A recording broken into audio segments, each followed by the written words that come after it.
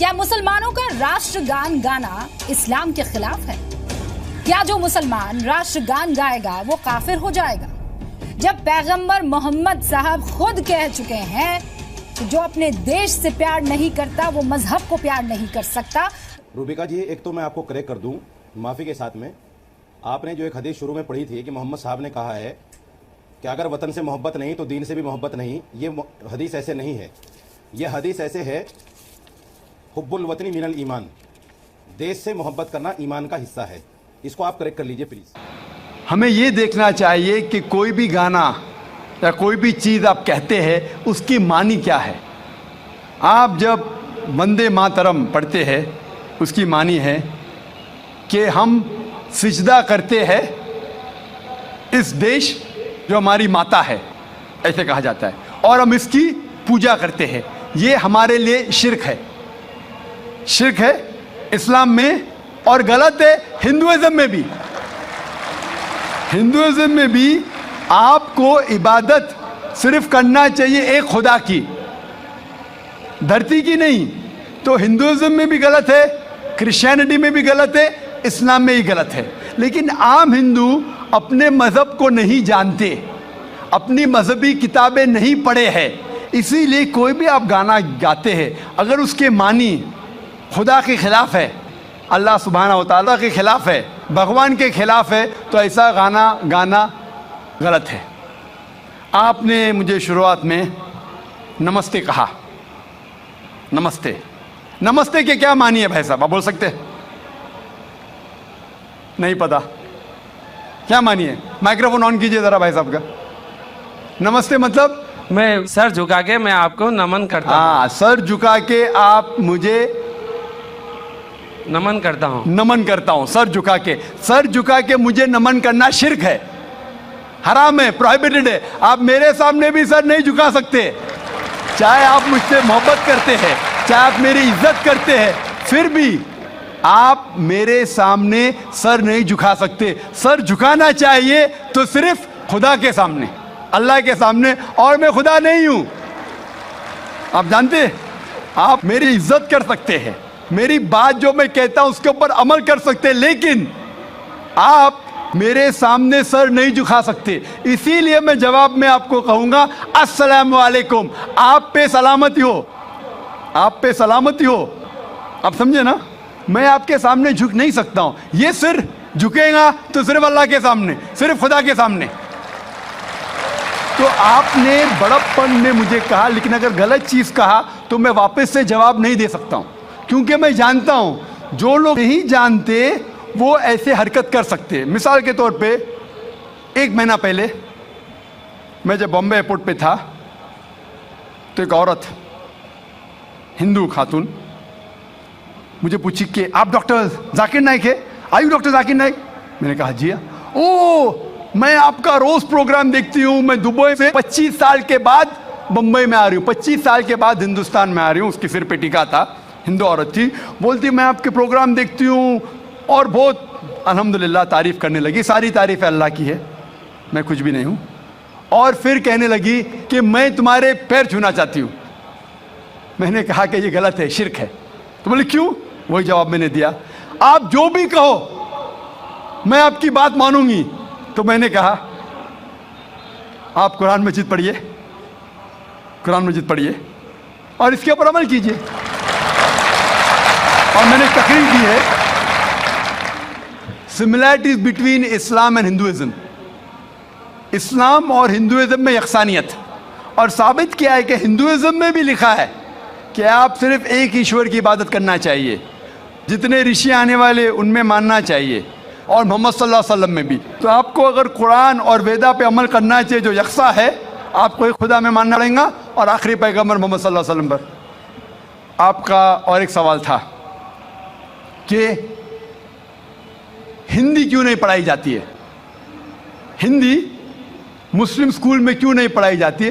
कुछ स्कूल में हो सकता है, लेकिन मेरे हिसाब से अक्सर स्कूल में हिंदुस्तान में हिंदी पढ़ाई जाती। जो स्कूल मैंने कायम किया हूं, इस्लामिक इंटरनेशनल स्कूल, उसमें भी हिंदी पढ़ाई जाती है। ना हिंदी, मराठी भी, जो हमारे स्टेट लैंग्वेज है, हम पढ़ाते हैं, जोर देते हैं अंग्रेजी और अरबी पर।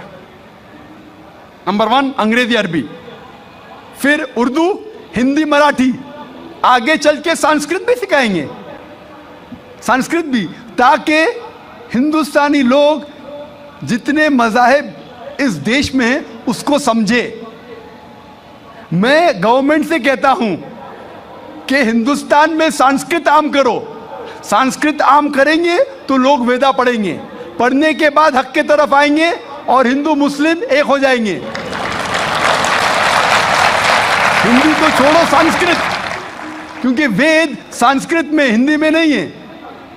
हिंदू की जबान है संस्कृत, और मैंने तकरीर की है हिंदुइज्म और इस्लाम में यकसानियत। लेकिन आम हिंदू अपनी मजहबी किताब पढ़ा ही नहीं तो क्या जानेगा। तो मैं संस्कृत कोट करता हूँ, फिर तर्जुमा करता हूँ और कहता हूँ कि आपको अगर लगता है कि मैं कुछ गलत कह रहा हूँ, रेफरेंसेस देता हूँ मैं। आपका आखिरी सवाल था कि इस्लाम में देशभक्ति के बारे में क्या कहा गया है। इस्लाम में कहा गया है कि सबसे पहले जो मैं बात मानना चाहिए वो हमारे खालिक की, बनाने वाले की, खुदा की, अल्लाह की, सबसे पहले। अगर अल्लाह की बात से कोई दूसरी बात टकराती है तो उसे छोड़ देना चाहिए। जहां तक कि मैं हिंदुस्तानी हूं और मैं गर्व से कहता हूं कि मैं फंडामेंटलिस्ट मुस्लिम हूं, आई am a good practice Indian. Fundamentalist, बुनियाद परस्त मुस्लिम भी हूं और अच्छा हिंदुस्तानी भी हूं। मैं हिंदुस्तान के कॉन्स्टिट्यूशन को जानता हूं। हिंदुस्तान के कॉन्स्टिट्यूशन में एक भी चीज फर्ज नहीं है जो इस्लाम में हराम है, और ऐसी कोई भी चीज नहीं है जो हमें मजबूर करती है जो इस्लाम में हराम है। और हिंदुस्तान के कॉन्स्टिट्यूशन में, इंडियन कॉन्स्टिट्यूशन में ऐसी कोई भी हराम चीज नहीं जो इस्लाम में फर्ज है और इंडियन कॉन्स्टिट्यूशन में हराम है। तो मैं दोनों को साथ में लेके चलता हूं। लेकिन अगर टकराव होगा, मेरे हिसाब से I can be a very good Muslim and a good Indian. मैं अच्छा मुसलमान भी हूं और अच्छा हिंदुस्तानी भी हूं। लेकिन अगर आगे चल के, अभी तो कोई टकराव नहीं है, लेकिन अगर आप ऐसे देश में हैं जो देश का कानून अपने खालिक के कानून से टकराता है, तो खालिक का कानून ऊंचा है, खालिक का कानून ऊंचा है, खुदा का कानून ऊंचा है, अल्लाह का कानून ऊंचा है। फिर आता है देश। देश ने हमें, ठीक है, ये देश में हम जीते हैं, देश हमारे लिए फैसिलिटीज देता है, लेकिन हमें जान किसने दी? देश ने या खालिक ने? खुदा ने दी। ये हवा जो है, ये हवा के बिना 5 मिनट भी आप जिंदा नहीं रह पाएंगे। कितना? 5 मिनट भी नहीं जिंदा रह पाएंगे। किसने दी? देश ने या अल्लाह ने? खुदा ने। देश ने भी हमारे लिए अच्छे काम किए। मैं देश के खिलाफ नहीं हूं, मैं भी देशभक्त हूं। देशभक्त के मानी क्या? अगर आप बोलते देशभक्त मतलब देश की इबादत करना, तो मैं देशभक्त नहीं हूं। अगर देश की तरक्की चाहता हूं, हाँ मैं हूं देशभक्त। तो देशभक्त की मानी क्या इंपॉर्टेंट है। अगर देशभक्त मतलब देश की इबादत करना, तो ये गलत है। इबादत सिर्फ मैं खालिक की करता हूं, अल्लाह की करता हूं, खुदा की करता हूं। लेकिन देश की भलाई चाहता हूं। अगर वो देश कोई कानून लागू कर रहा है, वो शरीयत के अंदर है, खुदा के कानून के दायरे के अंदर है, तो मैं उनके साथ हूं। कई चीजें इस्लाम में मुबाह है, ऑप्शनल है, और अगर देश उसे कहता है कि करो, तो मैं करूंगा। लेकिन अगर कोई देश, चाहे वो अमेरिका हो या यूके हो, वहाँ का कानून अगर इस्लाम के खिलाफ है, तो मैं उस देश के कानून के खिलाफ जाऊँगा, क्योंकि मैं सबसे पहले मोहब्बत करता हूँ खालिक से, खुदा से, अल्लाह से, फिर अपने देश से। तो जहाँ तक के देश का कानून खालिक के कानून से नहीं टकराता है, हमें उस कानून पे अमल करना चाहिए।